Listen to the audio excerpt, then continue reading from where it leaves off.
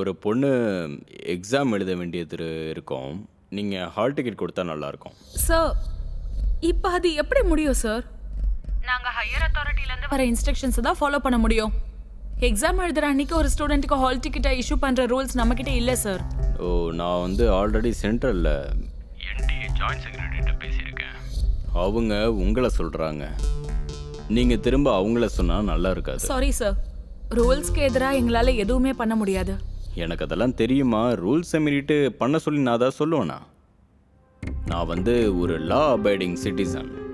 நான் உங்களுக்கு சொல்கிறது within the framework of citizen. நீங்கள் ஒரு பெண்ணாக இருந்துக்கிட்டு பாவம் ஒரு பெண் பிள்ளை டாக்டர் படிக்கணும்னு ஆசைப்படுது.